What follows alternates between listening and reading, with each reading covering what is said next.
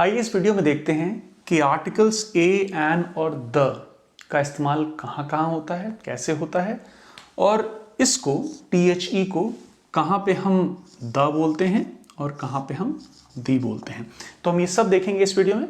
जल्दी से स्टार्ट करते हैं। आपके सामने मैंने कुछ नाउन्स लिखी हैं। इन नाउन्स को देखिए और मुझे बताइए कि इनके सामने ए लिखूं या एन लिखूं। एप्पल आप सब जानते हैं, एन लिखा जाएगा, एक वावल साउंड है। तो वावल साउंड पे फोकस करना है, ना कि केवल लेटर पे। मैं समझ रहा हूं कि A-E-I-O-U हम लोग कहते हैं, A-E-I-O-U ये वावल लेटर्स हैं out of 26 letters in the English alphabet, बाकी सारे कॉन्सोनेंट्स हैं। वावल साउंड्स की जहां बात करते हैं तो अगर आप हिंदी बोलते हैं तो जैसे स्वर और व्यंजन होता है, स्वर में छोटे आ ई ये सब स्वर है, व्यंजन है क से लेके ज्ञ तक। तो स्वर की जो बात हो रही है वो सब है वावल साउंड्स।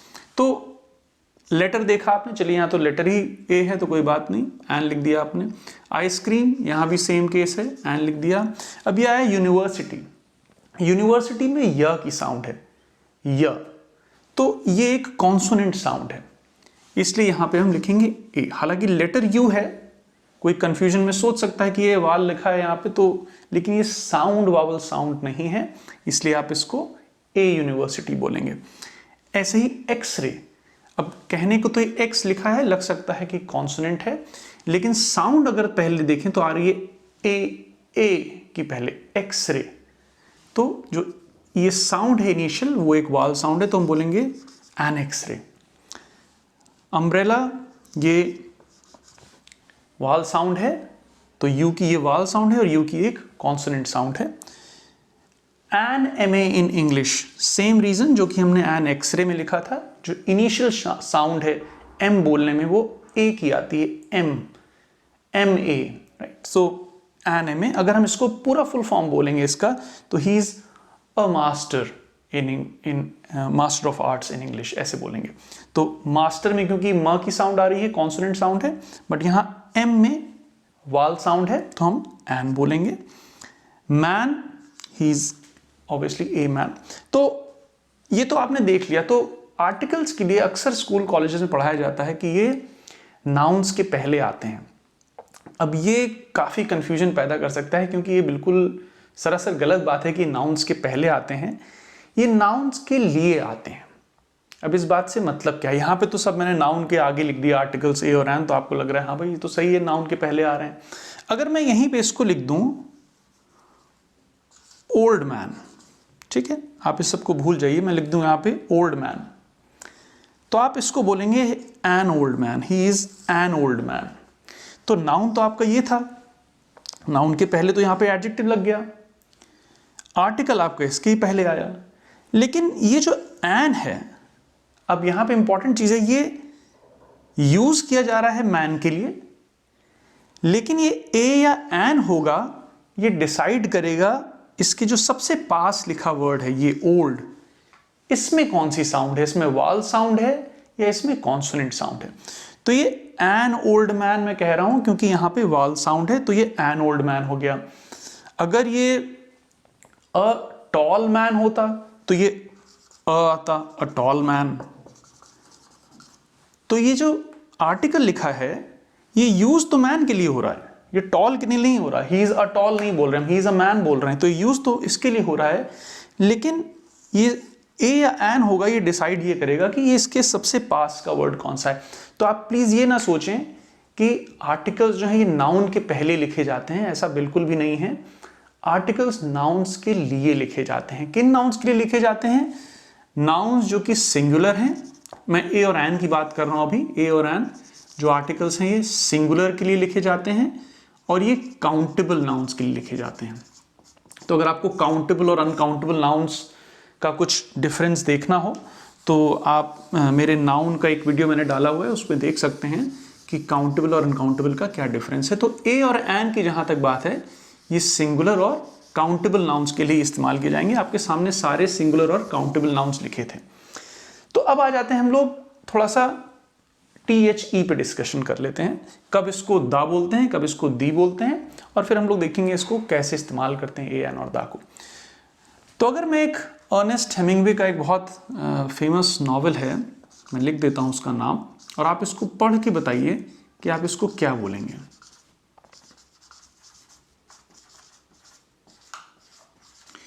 इसमें 2 जगह THE लिखा है।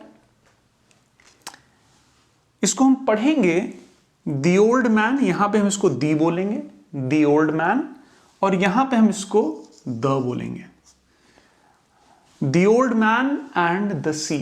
रीजन क्या है, यहां पे ये एक वाल साउंड के पहले बोला जा रहा है, तो यहां पे एक वाल साउंड है, दी ओल्ड मैन हमने देखा था पीछे भी, तो the old man and the sea, ये कॉन्सोनेंट साउंड है, स साउंड है सी में, तो एक कॉन्सोनेंट साउंड आएगी तो उसके पहले हम द बोलेंगे, अगर वाल साउंड है तो उसके पहले हम दी बोलेंगे। तो एक बहुत सिंपल कॉन्सेप्ट, जहां वाल साउंड है वहां दी बोलेंगे, और जहां कॉन्सोनेंट साउंड है वहां द बोलेंगे। The old man and the sea. अब बात आती है कि इनको इस्तेमाल कहां कहां करें। हमने तो सब कुछ कह दिया, एन ओल्ड मैन भी कह दिया, दी ओल्ड मैन भी कह दिया, एन एप्पल भी कह सकते हैं, दी एप्पल भी कह सकते हैं, तो कहां ए या एन लगेगा और कहां दी लगेगा, इस पे बात करते हैं। एक सेंटेंस देखिए, अगर मैं कहूं we saw an old man, the man walked with a stick. The stick was made out of teak wood, right? We saw an old man. The man walked with a stick. The stick was made out of teak wood. अब जरा देखिए, यहां पे the का इस्तेमाल भी हो रहा है, अ का इस्तेमाल भी हो रहा है, कहां कहां। एक तो ये आर्टिकल लग रहा है, we saw an old man, यहां पे हम ओल्ड मैन को, इस इंसान को इंट्रोड्यूस कर रहे हैं पहली बार। ये किसी स्पेसिफिक इंसान की बात नहीं हो रही है, ये कोई भी हो सकता है। हमने यहां पे उसको पहली बार बताया, तो हम यहां पे ए या एन का इस्तेमाल करेंगे। अगर ये होता वी सॉ अ मैन, तो हम ए बोलते, क्योंकि यहां पे एक वाल लगा हुआ, वाल साउंड लगी हुई है ओल्ड की, तो यहां हम एन बोल रहे हैं। We saw an old man, we saw a man भी हो सकता था, हम पहली बार बता रहे हैं। काफी अनस्पेसिफिक, इनस्पेसिफिक चीज है, इनडेफिनिट है, तो इसलिए हम इनको इनडेफिनिट आर्टिकल्स भी बोलते हैं। इनडेफिनिट आर्टिकल्स, कोई स्पेसिफिक नहीं है, कोई पक्की बात नहीं है यहां पे कौन सा आदमी है ये। We saw an old man, right. The man walked, अब हम यहां अब द बोल रहे हैं, क्यों बोल रहे हैं हम? अब हम इस इनस्पेसिफिक आदमी की बात कर रहे हैं, अब हम इस आदमी की बात कर रहे हैं। हमने पहले उसको इंट्रोड्यूस कर दिया, तब तो ये ए या एन था, लेकिन तब इनडेफिनिट था, अब ये डेफिनिट हो गया है। अब यहां हमें पता है किस आदमी की बात हो रही है भाई, अब ये डेफिनिट आर्टिकल लगेगा, तो ये डेफिनिट आर्टिकल की श्रेणी में आते हैं। मतलब जब हमें पता नहीं था किस आदमी की बात हो रही, तब तो ए एन चल रहा था। जब हमें पता चल गया भाई, इंट्रोड्यूस कर दिया हमने, ये आदमी है, अब हम इसके लिए डेफिनेट आर्टिकल द का इस्तेमाल करेंगे। The man walked with a stick, a stick, फिर एक आर्टिकल आया, इनडेफिनेट आर्टिकल।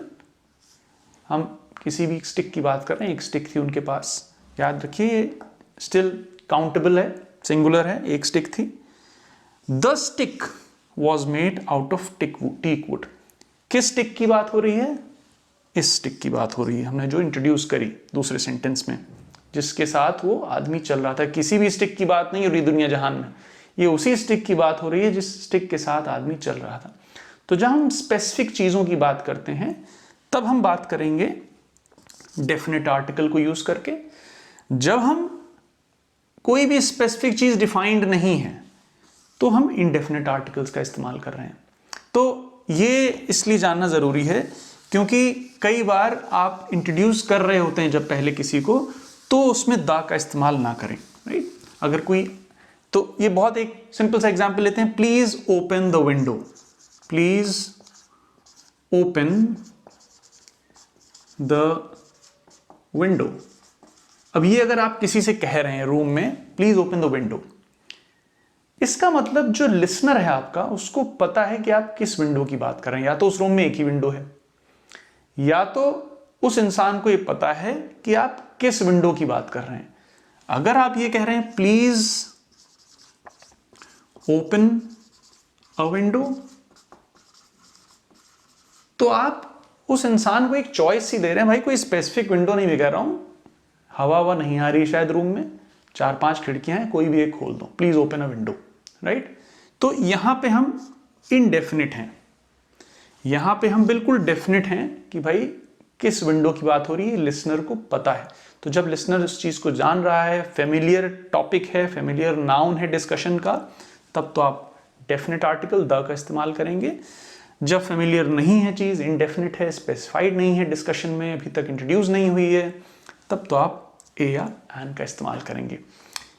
इस डिस्कशन के बाद आपका कोई कंफ्यूजन हो ए, एन और द पे, मैं ए, एन और द पे इलेबोरेट एक अलग से द पे स्पेशली, क्योंकि इसके और भी काफ़ी यूज़ हैं, हम क्यों दी यूएसए कहते हैं और क्यों दी इंडिया नहीं कहते हैं, इस पे भी हम एक पूरा वीडियो देखेंगे। बट अभी तक के इसमें डिस्कशन में आपको कुछ भी डाउट लगता हो, आपके कुछ कमेंट्स हों, मुझे प्लीज़ ज़रूर बताइए, मैं आपकी वहाँ पे मदद करने की पूरी कोशिश करूँगा।